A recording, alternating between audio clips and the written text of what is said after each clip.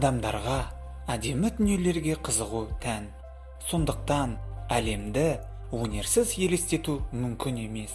Бейнелеу өнері, музыка, театр бұның барлығы бір кездері адаммен ойлап табылды. Бірақ өнер неден басталды? Адамзат тарихы басталысымен-ақ адамдар тірі қалудың амалдарын қарастырды. Жануарлармен, қолайсыз ауа райымен, басқа тайпалармен күресті. Олар аң аулау ісі мен тұрмыста көмектесетін құралдар ойлап тапты. Бірақ өнердің пайда болуы адам санасының жетілуімен байланысты. Алғашқы адамдар сурет салуды я мүсін жасауды білмеді, бірақ оларды ерекше және әдемі заттар қызықтырды. Бұндай дүниелерге қызығу олардың саналарының қалыптасып, дами бастағандығын көрсетеді. Біз білетін өнер ұзақ уақыттан кейін ғана пайда болды. Ежелгі адамдарда барлығы әшекей бұйымдардан басталды. Көбінесе оларды ұлу қабыршақтарынан жасады. Осындай бұйымдар мен арнайы өрнектердің арқасында біздің ата-бабаларымыз бірін-бірі ажырататын болды. Ұзақ жылдар бойы ежелгі адамдардың өнері дамымады. Бірақ шамамен 70 мың жыл бұрын барлығы өзгерді. Осы уақытта жер бетіндегі көптеген жанартаулар оянып, атқылай бастады. Жанартаулар атқылауынан кейін жер бетіндегі климат лезде өзгерді. Көптеген жануарлар қырылып, адамдар саны 10 мыңға дейін қысқарды. Жаңа климаттың ерекшеліктеріне сай, адамдарға да өзгеруге тура келді. Олар интеллектуалды қабілеттерін дамытып, жаңа дүниелерге үйрене бастады. Дәл осы уақытта біздің ата-бабаларымыз жаңа маңызды қабілетке ие болды. Ол шығармашылық ойларды іске асыру. Жартастардағы бейнелеу өнері пайда болды.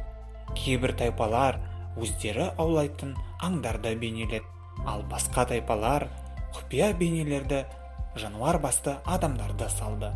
Ғалымдардың айтуы бойынша, бұл шамандардың бейнесі болуы мүмкін.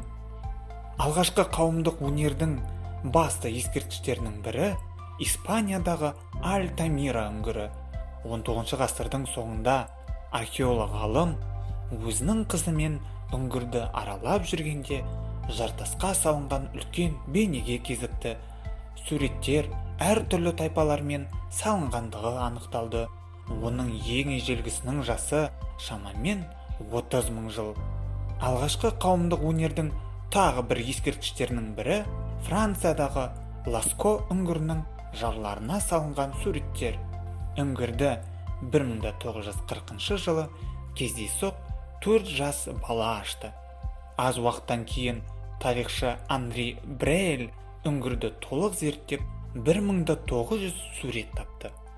Суреттерде көбінесе сол жерге тән жануарлар бейнеленген екен. Мысалға, жылқы, бұғы, бұқа және тағы да басқалары. Сонымен қатар мүсін жасау өнері де кең тарала бастады. Сүйектен немесе тастан жасалған әйел адамдардың мүсіндеріне ғалымдар палеолиттік Венералар деген атау берді. Археологтар әлі күнге дейін бұндай мүсіндерді табуда. Мүсіндер әртүрлі стильде жасалса да, бір-біріне ұқсайды.